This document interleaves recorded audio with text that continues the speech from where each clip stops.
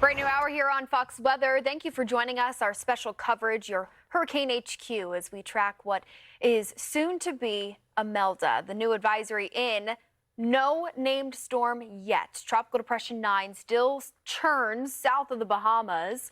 Want to bring in Fox Weather hurricane specialist Bryan Norcross to unpack this latest advisory. Bryan, are we at all a little surprised that we have not seen Imelda yet? Well, the hurricane hunters have been flying out there diligently trying to find winds that would qualify to be Imelda, but they couldn't find any. They did find a well-organized circulation just south of Andros Island, the big island there in the Bahamas, but only winds up to about 35 miles per hour. In fact, they measured that a number of times. So let's take a look at the advisory. 35 is the maximum, moving to the north now at 7, so it's going to move north through the Bahamas, 1,002 millibars. So the pressure is going down, but the winds have not come up yet. You can see it's a pretty robust circulation. The only thing, the other thing that you really should notice off of this is notice the moisture streaming to the north out of this system. So the upper level winds are a little on the hostile side. Not so hostile that it shouldn't develop, but they're stretching the moisture well north up the coast. That's going to come into play farther north when we look at the radar here in just a moment. So we can see, look, the thing is spinning really good. Watch it right in there. So that's where the center is. There's Andros Island, this big island right here, and then Nassau, the capital. Of course, most folks in the Bahamas live on New Providence, which is where Nassau is. So it's wobbling around, but it's moving in this general northerly direction, and it is going to get quite breezy in Nassau and up in Marsh Harbor, up in the Abacos and Freeport on Grand Bahama later on today as the storm intensifies and these clusters move in. Okay, on the radar, remember the radar is only coming out down here. This radar is all coming out of Miami. So, and up here, we're getting radar out of Melbourne. So the rain actually extends out in these bands here. So even though it doesn't look like much over in the eastern Bahamas, indeed, there is rain out there. But look at the heavy rain. Heavy rain up here offshore of Vero Beach and Fort Pierce. Well, this rain is really not associated directly with the tropical storm. Here you can see the curved bands there, and there's a kind of a gap in here. This rain is more associated with kind of an old front and this dip in the jet stream that's going to come into play in terms of spreading the rain farther north.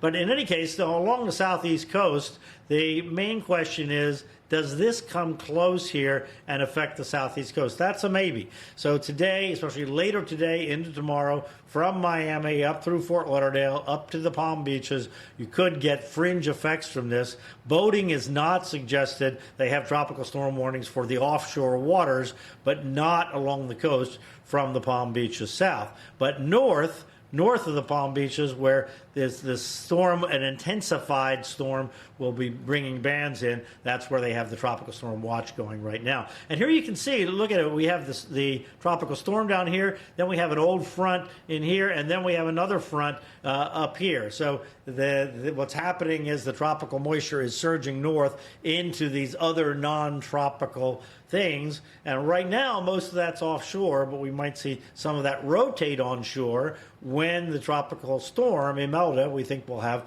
moves north. So here's the idea. It moves north well offshore of the Florida coast, but some bands could come close. But now the big change today in the forecast is this turn away from the coast begins on Tuesday, and the forecast is to have Hurricane Imelda by that time. So we're hoping that happens. We have high evidence this morning that that's what's going to happen. And then it jets on off toward Bermuda, and Bermuda might have to watch this one. So the big hurricane out in the Atlantic, Humberto, we'll look at that in just a second, is going to come by Bermuda Tuesday-ish, maybe Wednesday. And then this one comes by on Thursday. and we'll just see exactly what the impacts are from this one. The Hurricane Center estimating a 90-mile-an-hour storm beginning on Thursday morning. All right, here's Humberto, 150-mile-per-hour hurricane at the 11 o'clock advisory. So it's down a little bit from the 160 yesterday, but it's still a strong storm. And another little change in the forecast with Humberto is it's a little farther to the west here, and therefore closer to Imelda in this area as it goes by late Monday, early Tuesday. And that's part of the reason that Imelda is being pulled out. That's just one of the reasons. So it has more influence, kind of slows Imelda down because of the flow coming around the big storm, the big hurricane out here, Humberto. But in any case, it moves on out to sea and kind of jets out to sea, and we'll look at all the reasons for that in a second. So let's look at the moisture here, because this really has got more to do with moisture and heavy rain than anything else. Here's all that moisture streaming north that I was showing you earlier on the radar and the satellite, and it goes all the way up to Virginia. You can see that, and there's a front up in here somewhere that it's kind of colliding with, and that's going to enhance the moisture already as it's streaming north. We have this dip in the jet stream out here, kind of pulling it north. Okay, here we go as the storm moves north, and you can see strengthens to a tropical storm, fringe effects, especially down to about Palm Beach County, and then rain already moving into the low country and up, pushing toward the Midlands of the Carolinas there, and up into the Piedmont, and even to southeastern Virginia, getting rain. So this is just tomorrow now. Now we go farther north, and you can see the rain up here spreads. This is not torrential tropical rain. This is behind the front, so this is kind of steady, kind of cooler rain up there, but rain nonetheless and continuous. So flood threat continues Tuesday into Wednesday, and then here are the storms. Look how close they are to each other, and now we're going to get some of that interaction, and what's going to happen is the same mechanism that's pulling Humberto away is going to pull Imelda away, and they're going to move out. Okay, what are those mechanisms? Here you go. Take a look at the Category 4 hurricane. There is our depression now. Here's the dip in the jet stream I was talking about that's pulling the moisture north out of Humberto, and here's high pressure that's been driving him like this. And then one more feature is going to come into play, and that's this dip in the jet stream, strong dip in the jet stream. This is kind of a weak dip here and a strong one up there to the north, but it's too far to the north right now to have any effect. Okay, here we go in time. Here we go tomorrow, noontime, early afternoon tomorrow. Notice the storms are getting closer here. The dip is still here, pulling the moisture in that we talked about earlier. This one is just beginning to start to come more into the picture. Then we get to Tuesday. You see this one has dipped down farther, and it started to grab on Humberto, pulling that north. This one has kind of stalled here, and this is weakened, so this is not strong enough to pull Imelda into the coast. This one is just kind of dying out here. The dominant one is going to be up here, and then we go to Wednesday and look at it. Look what happens. We get a huge dip in here, and it just pulls Imelda away. Now, as far as what's changed since yesterday, this dip being stronger and strong enough to pull Imelda out. And the other thing is that the hurricane, the Humberto, gets closer today to Imelda. So that combination of effects is what's changed the forecast for you folks in the Southeast that have been watching this day by day. And it's just normal when we look well ahead. And by the way, when we look at the models, there's what the GFS says. So you see it doesn't really come anywhere near the Southeast now in terms of the center of the storm. Moisture, yes. Center of the storm, no. It's pretty adamant that it's going to turn off that way. And then we look at the European. It has a few members up in here, but low odds. So there are 50 members. And you can take the 3 and 50, so it's 6% chance of the center getting near the coast.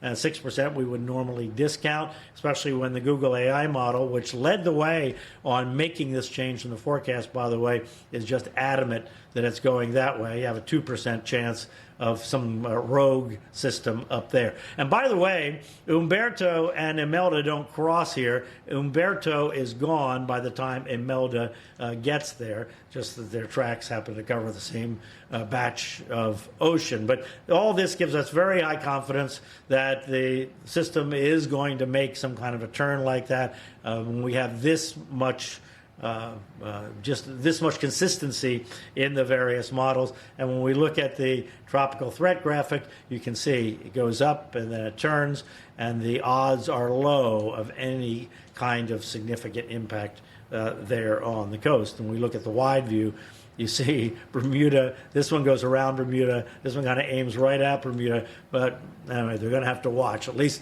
Bermuda is well fortified for any kind of storm, and neither of them looks like a super strong hurricane impact there.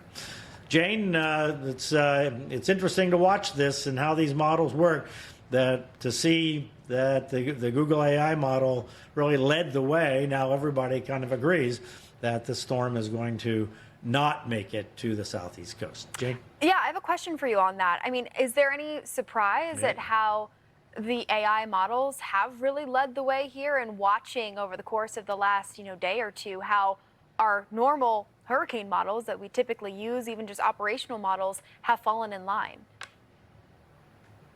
Well, yesterday the other models were split. They had some members doing exactly this, but they still hung on to the idea that it could come into the southeast coast, and enough of them did that. We were more concerned about that.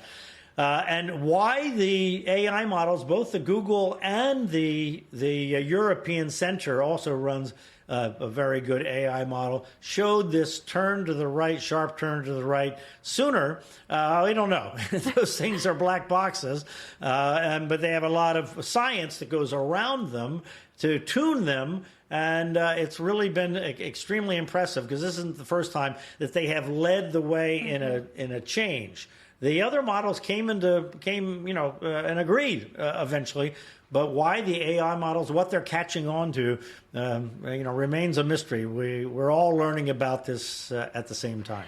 Well, at least in this case, this is, a favoring forecast for the southeast coast. So we'll continue to see how the day evolves. Fox Weather Hurricane Specialist Bryan Norcross, thanks for breaking all that down.